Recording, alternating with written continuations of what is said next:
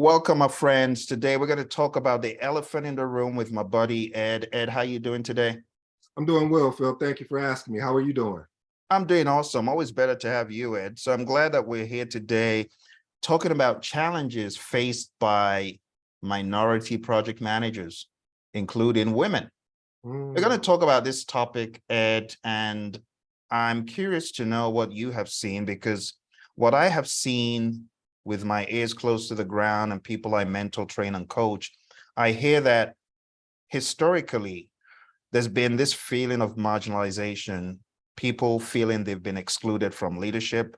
I've heard from a lot of female project managers who share with me that even though they've been employed in organizations, due to certain underlying currents of race, ethnicity, and gender, they feel kind of marginalized. They feel like there's a glass ceiling that prevents them from going any higher in the workplace, like an invisible barrier. And as a mm, result of this, they feel they're in a cocoon, in a shell. They feel like they're not able to come out and lead the way they would. They have to work extra hard to be given any recognition at all. And it's something that's a recurring theme, so it has to be spoken about. And I would like to invite people who have experienced this to put a comment below for us, Ed, right? It's something we should yeah. talk about. It's not something we should skirt around, because I see it in a lot of industries. But why do you think this happens? And let's break apart the anatomy of what exactly is going on. Let's call it the struggle of the minority project manager. Yeah, and you know what, Phil? I want to unpack that as far as when you look at it, there's something you have a decision.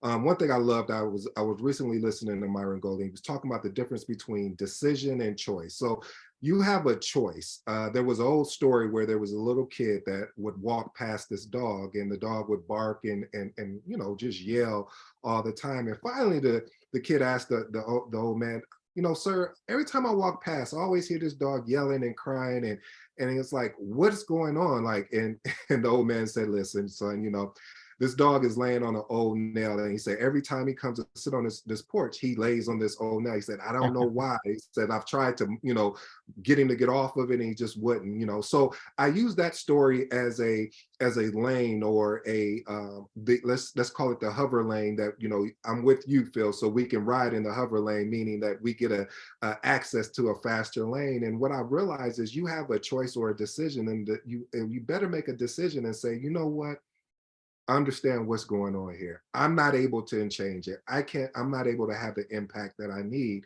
What am I going to do? What is the next step for me? One of my favorite quotes, and I remixed it, and it goes like, well, you can either sit in the pain or you can sit in the progress. But Mm, remember, you can't sit in both. So you have mm, to make a decision. And once you understand what is going on, now the decision is to say, okay, they're not going to watch this, Phil.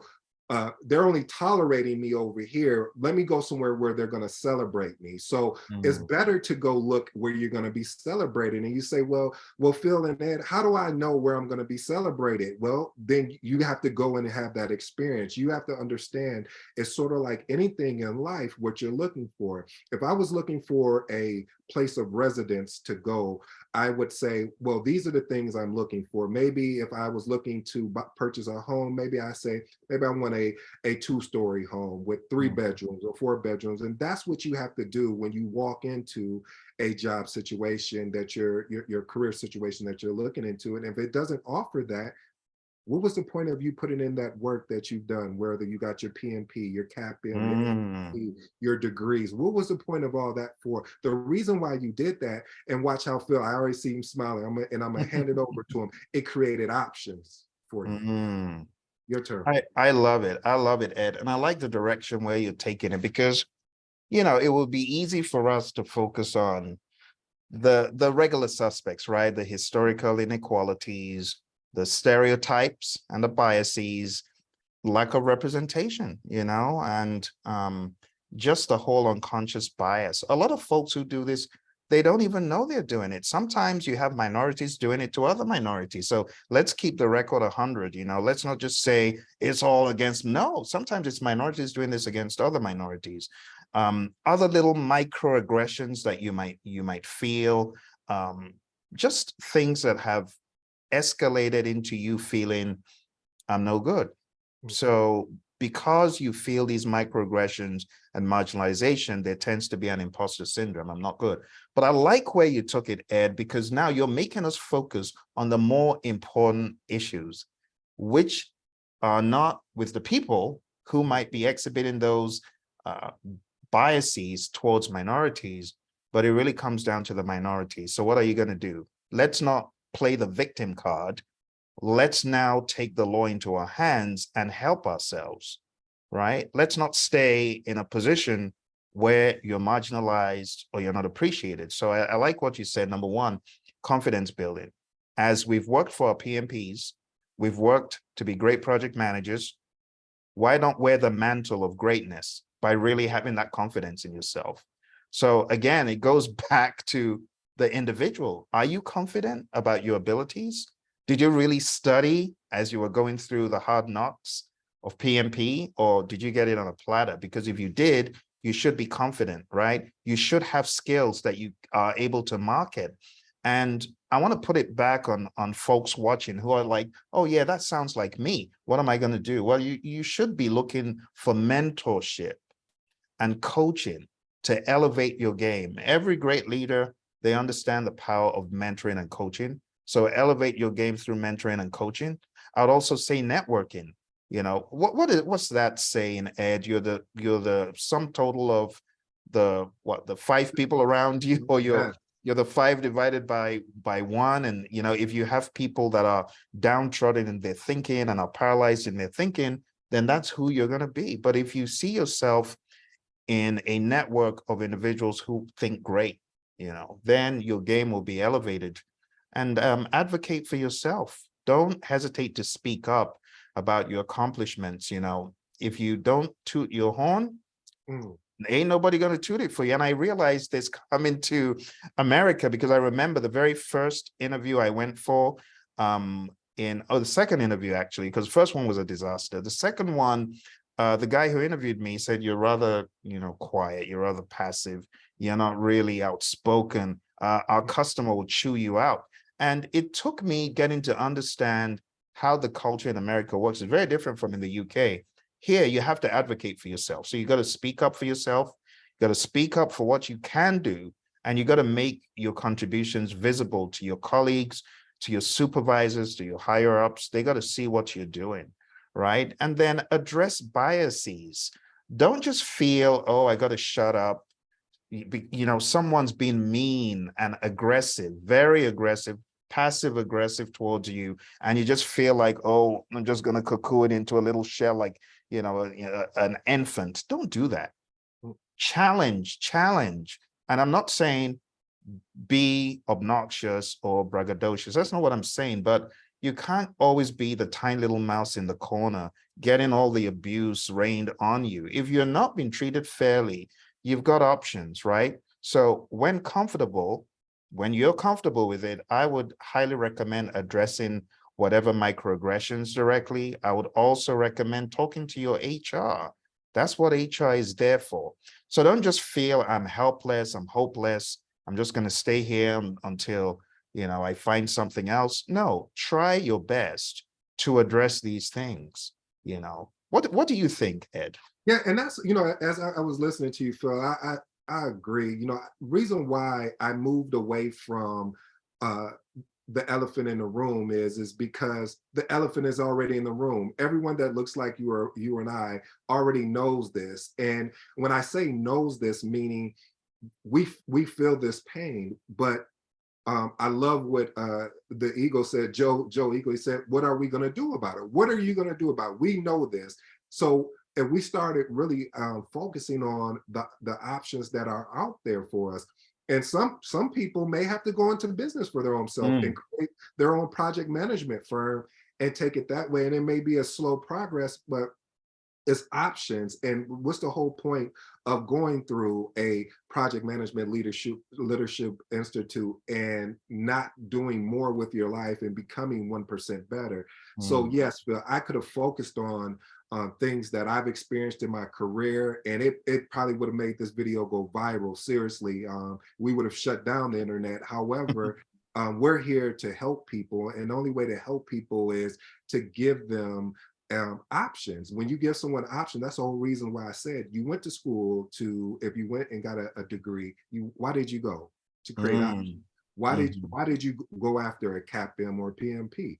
To create options for yourself. So yeah, now the challenge is how do we break those limited beliefs? Because the mm, limited beliefs back in the day was you stay with an organization 10 to 20 years and you get, the golden plaque and the keys. But if you are experiencing what Phil and I are discussing here as far as discrimination or some type of intimidation because of who you are as an individual because of the color of your skin, then you have options. Make the decision to say, you know what, I'm not going to settle for this anymore, because we all know when something settles, it settles mm, to the bottom. That's when Phil talked about people curl up be and afraid and intimidated. I mean, anyone that's timid, they're always going to be walked over or walked through because people feel like they're going to be able to take advantage of them.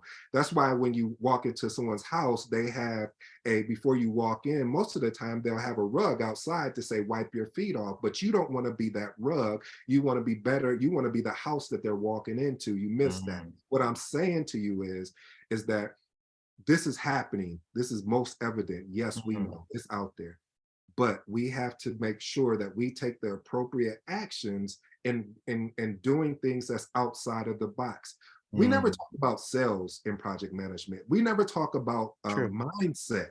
You Yeah. know, Phil, that's one of the things that for me, I'm really big on is really going deeper into the mindset, because I Mm, believe if you have the mindset, you can do anything, because at that point it doesn't matter what anyone else says, because you've already made it up in your mind, just like you made it up in your mind when someone told you you're not smart enough to go and get you a college degree. Oh, you failed that test too many times. Why would you want to go back and take the PMP? mm. Do you know how many people passed the PMP? But you went past all of that and you got your PMP. I'll turn it over to you, Phil. I love it, Ed. I love it. And I love the direction you took the conversation, because there are a lot of things people forget. So one, professional development. Ed, you've got a whole lot of certifications. I got a whole lot of certifications. And the reason why we get these is not just for show, but it's really to elevate our game. And if people aren't doing that, we want to encourage you. Don't just stop at PMP. Don't just stop at CAPM.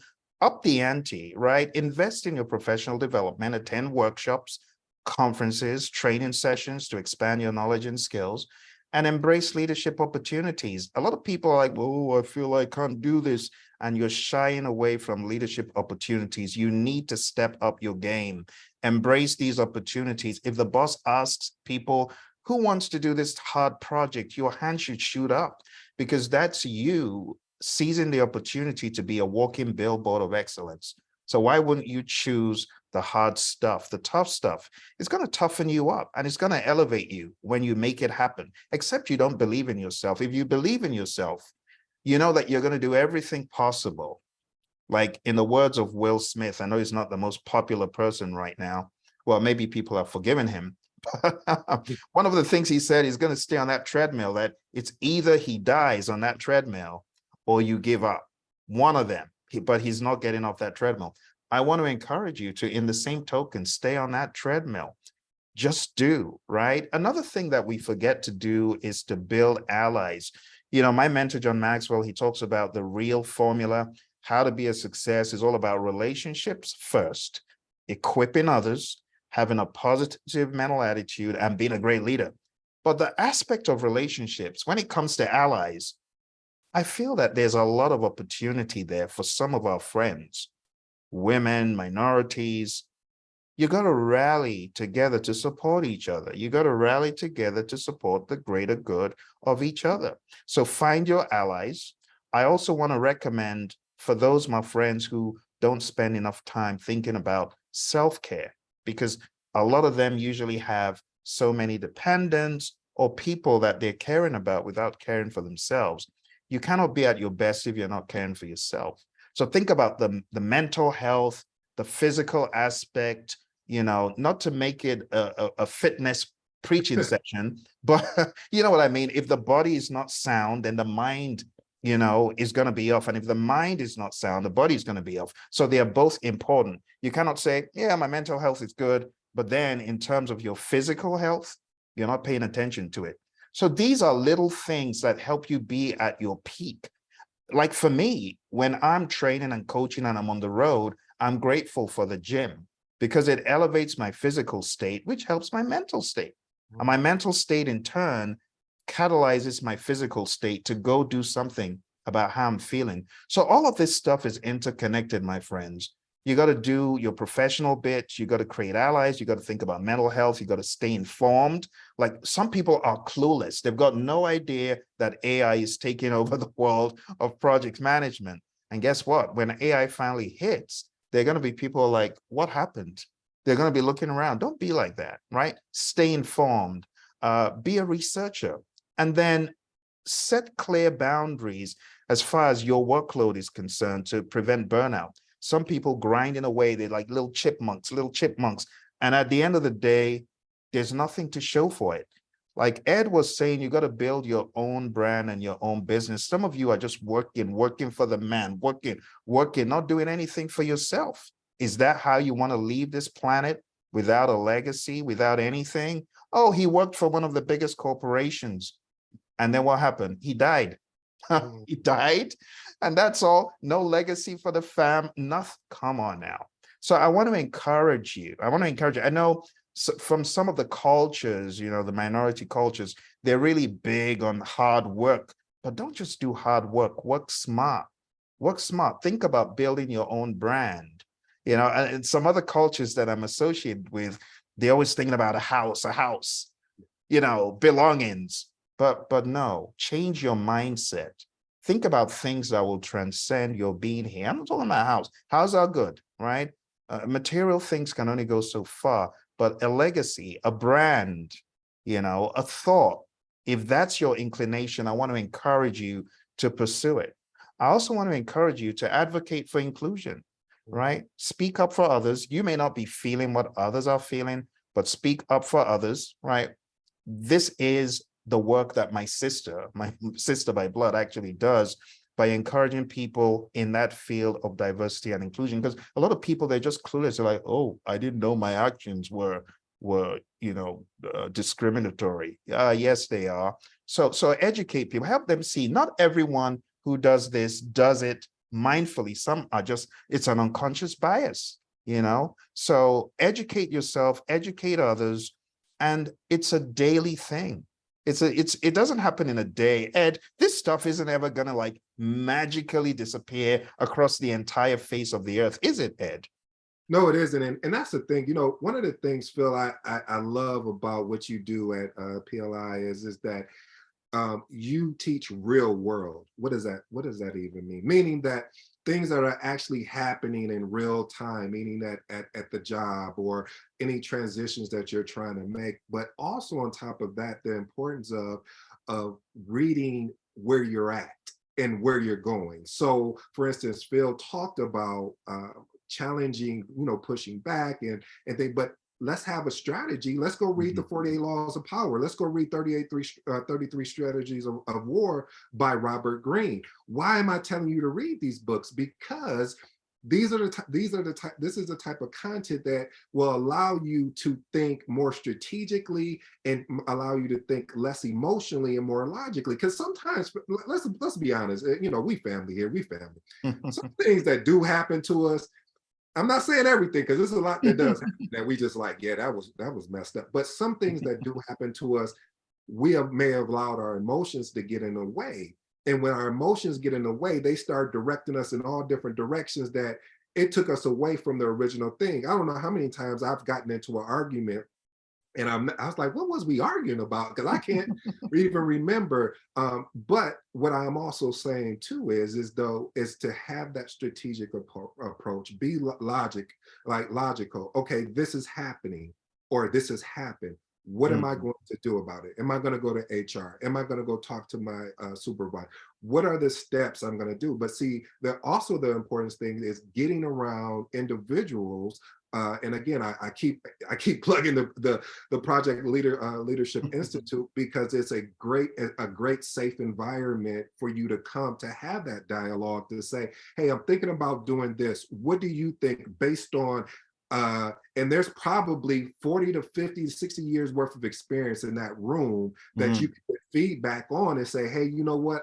I know what you're saying, but again, you asked for my recommendation. This is what I would recommend.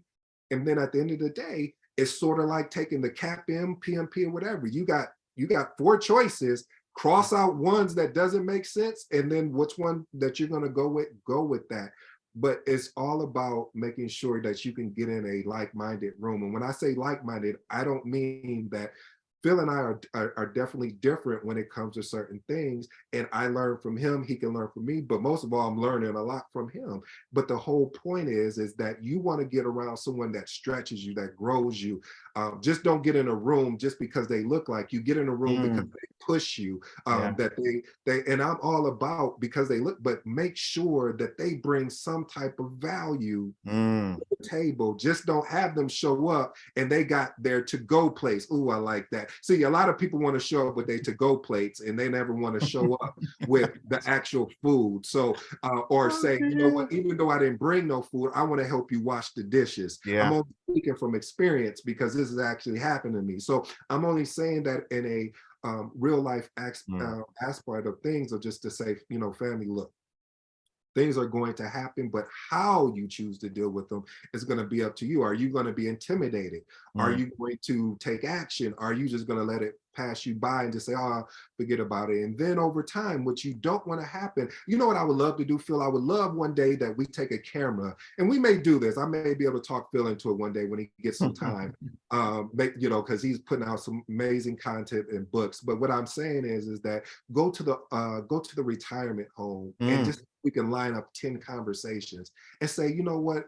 The first question is I want to know is what do you regret that what do you regret doing? Or a better question is, if you could look back when you was my age, let's say the mm. age is 40 or 35 or 50 or whatever that number is, what would you have done differently? And I promise you it'll be the same answers that I wish I would have trusted myself and believed in what I was, my gut, my instincts was telling me, and that I would have taken a risk, but a calculated risk, and not just a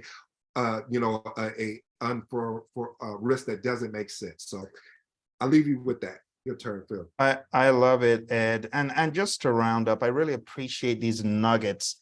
I like the analogy of everyone showing up with a to-go plate. Mm, Ain't nobody bring no food. So yes. what's gonna happen? I just love that, and it's true. And we need to be around people that are gonna also bring food like we are bringing food. And in that way, everyone gets fed and everyone grows. But talking about growth, growth, as my mentor John Maxwell says, needs to be planned. It doesn't happen by dumb luck. So number one, you want to have goals. Have a goal. What are you looking to achieve? What are you looking to achieve? And then put it in a time box. Give it a quarter or half a year or a year, or maybe give it a few days. What can you do to elevate your current state, whatever that might look like? Because I keep hearing from a lot of people, I feel the imposter syndrome. I feel marginalized. I am being discriminated against in my job. So you set goals that will help elevate your state. Secondly, begin to build a supportive network. I want to encourage you. My buddy Ed right here, he has got a channel on YouTube. I want you to go there and I want you to begin listening to his work. We're going to endeavor to put a link below, but I want you to go to that channel and I want you to begin listening to him, because what he has out there will help you elevate your game. Whether you're a junior project manager or whether you've been in the game for a long time, you need to be on the Conscious Agility channel. So I'm not just telling you to do stuff. I'm giving you a channel that can help support you, okay? So I want you to do that. I want you to also build a supportive network. Ed offers coaching. He offers mentoring. He offers advice. If you're looking for someone to help elevate your game, please tap into his resource. He will help you, he'll challenge you. Number three, develop leadership skills. As Ed is always talking about leadership. Leadership develops daily, not in a day. And leadership doesn't happen by magic. You got to work it. What is leadership? It's all about influence. Influence yourself first. Begin to motivate and inspire and encourage yourself. And only then can you show others how to do it. So I want you to invest in leadership skills by training, by workshops, by self-study. Let me give you one book. If there's one book that I'm going to recommend to you for leadership, it is called The 360-Degree Leader by John Maxwell. I want you to go find that book. I want you to read it. I want you to use that book to add tremendous value to yourself. Number 4, I want you to be an advocate for inclusion. If you find people being marginalized, being downtrodden, you find people marginalizing women in industry, I need you to say something about it. And finally, I want you to keep stock of your achievements. I want you to look at what you've accomplished over time. It could be your projects, it could be your contributions, and it will serve as evidence of your skills and impact. And it will help you elevate your game to begin thinking about what you have done and what you actually can do. And before we go, I want to give advice to women in particular. You got to negotiate effectively. I had a student, now graduate, who went for an interview. I was thinking of playing, around the low six-figure realm, around 80s, 90s, 100. But it so happened that the cat was let out of the bag and they were offering this individual hundreds. I didn't say 100. I'm talking about multiple hundreds of thousands of dollars.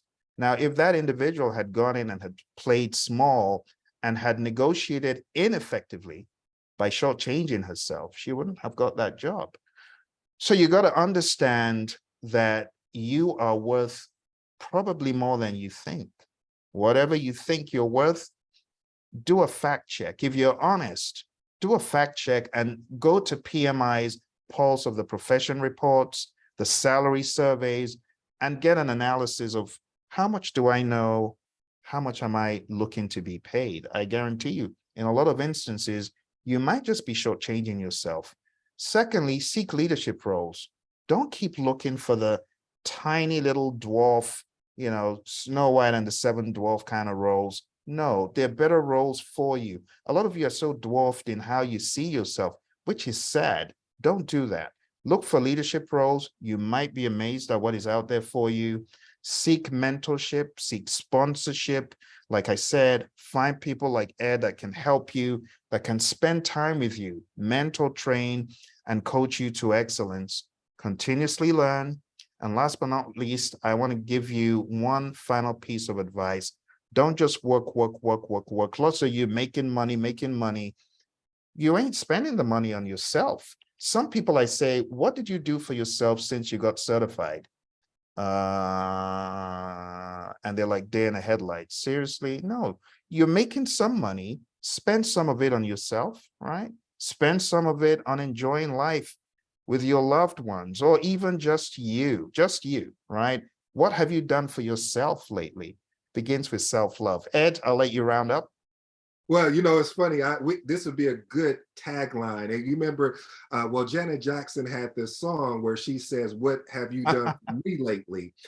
So the question you need to turn back on you, family, is to ask yourself, "What have you done for you lately?" And I'm really speaking to the people that are selfish. Like Phil is one of those people you got to talk Phil into giving him something, because he just was like, "No, I don't need. I'm just here to serve." And so sometimes, and it goes back to that Cat Williams old joke about you have to take care of your star player, and being able to take care of your star player. Just imagine going back to some of what Phil talked about, where the mental health and the physical health by doing something physically and doing something mentally to help grow and challenge you is going to help you to be able to give back and help other people. And now let's get some, Phil, you really said something that was strong, and I was doing everything I could. I'm moving and I'm twitching a little bit, so I apologize for that, but I wanted you to finish. But you made a really good point.